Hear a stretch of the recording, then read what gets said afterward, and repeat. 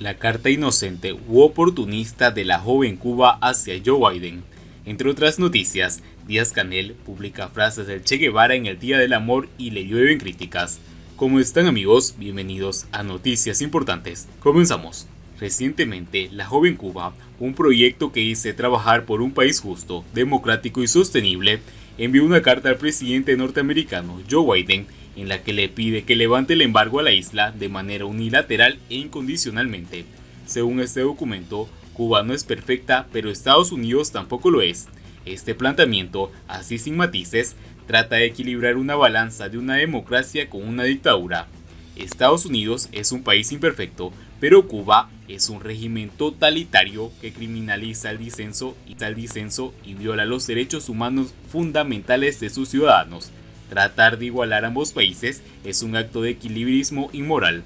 No contentos con esto, la misiva continúa planteando: levantar las sanciones incondicionalmente sería el paso principal y un acto de coraje moral, y dada la simetría de poder entre Estados Unidos y Cuba y la unidireccionalidad de las sanciones, es responsabilidad estadounidense dar el primer paso. Pero ¿acaso olvidan que la administración de Barack Obama, de manera unilateral y sin condiciones, dio el primer paso?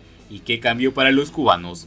Pero si la política de Obama hacia Cuba demostró algo, fue que no cambió mucho la vida de la mayoría de los cubanos. Si acaso fue peor para los activistas, opositores, periodistas independientes, y no hubo una sola medida del gobierno cubano encaminada a restaurar los derechos y libertades que nos suprimen. Justo al final del discurso de Obama en el Teatro Alicia Alonso, discurso que cita la carta de la joven Cuba, agentes oficialistas como el monigote Yusián Palacios salieron a atacarlo. Aún no había salido de Cuba y la prensa y la televisión del PCC se dedicaba a atacar el mensaje del presidente norteamericano. Con el acercamiento hacia Cuba, Obama unilateralmente tomó la mayor cantidad de medidas posibles para aliviar el embargo dentro de sus posibilidades como presidente de Estados Unidos. Las medidas son conocidas por todos. Algunas, como la eliminación de política de pies secos, pies mojados, no fueron para el beneficio del pueblo cubano, sino para una concesión unilateral al gobierno cubano. ¿Pero acaso hubo una apertura recíproca del gobierno cubano con su propio pueblo? Ninguna. Dicen algunos que la apertura del internet de la isla fue el resultado de las negociaciones con Obama, pero ni siquiera eso. La realidad es que si el gobierno no necesitara remesas, los cubanos no tuviéramos internet, teléfonos celulares, seguiríamos sin poder entrar a los hoteles, sería ilegal la tenencia de divisas y las tiendas con productos capitalistas seguirían llamándose diplotiendas solo para extranjeros. Pretender que con un nuevo acercamiento y la eliminación de sanciones de manera unilateral por parte de la administración de Joe Biden, las cosas en Cuba van a cambiar por arte de magia es una idea de ilusos o un planteamiento interesado. Si el gobierno de Estados Unidos ya le tendió la mano a los Castros y estos saltaron a ladrar y morder, ¿por qué deberían hacerlo nuevamente? Biden no tiene que repetir la historia de Obama, no debería hacer nada más allá que algunos cambios necesarios y justos para mejorar las relaciones de las familias divididas en el exilio y la migración, reabrir la embajada de La Habana, restaurar los vuelos para los cubanoamericanos y facilitar los trámites de reunificación familiar, por ejemplo. Hoy es el gobierno cubano el que debe dar el primer paso y restaurar los derechos que nos ha suprimido durante más de 60 años.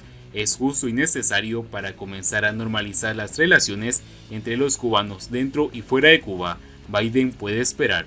Siguiendo con las noticias, sin embargo, con el embargo, pensar que con la eliminación del embargo seríamos un pueblo menos hambriento y menos triste es suponer que nuestro principal problema como nación es cuestión de barriga llena contra barrigas vacías.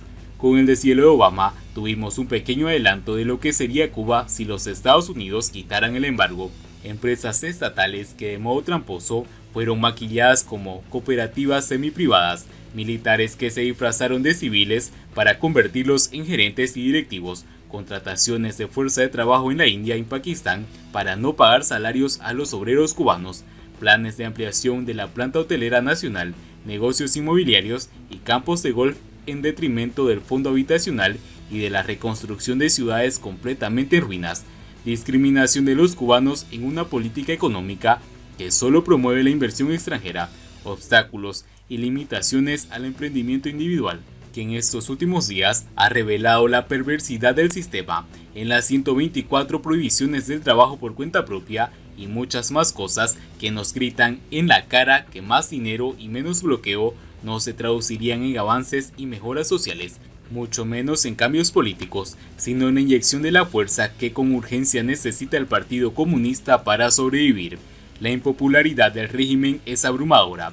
Los decepcionados de hoy, junto con los temerosos de ayer, no solo van perdiendo el miedo, sino se organizan y ganan el respaldo en las redes sociales. Monitorear el ciberespacio, controlar y sofocar la desobediencia y los posibles micro y macro estallidos sociales, transformar el oportunismo y la corrupción en fidelidad política son cuestiones que requieren del empleo cuantioso de recursos y a ese ritmo de gastos en medio de la bancarrota, mantenerse en el poder y sobre todo ser coherentes y consecuentes en su discurso populista cada día les resulta más difícil. Pensar que la eliminación del embargo seríamos un pueblo menos hambriento y menos triste es suponer que nuestro principal problema como nación es una cuestión de barriga llena contra barrigas vacías, cuando en realidad se trata de recuperar como cubanos y cubanas un país que estamos a punto de perder para siempre si pensamos que las presiones internas son más que suficientes. Lo hubiera sido en ese otro mundo que dejamos atrás hace más de medio siglo, pero no al de ahora en que todo, absolutamente todo, se trata de caer bien y continuar siendo noticia, generar empatías e influencia más allá del terreno de lo político, de nuestras filiaciones ideológicas y gustos individuales.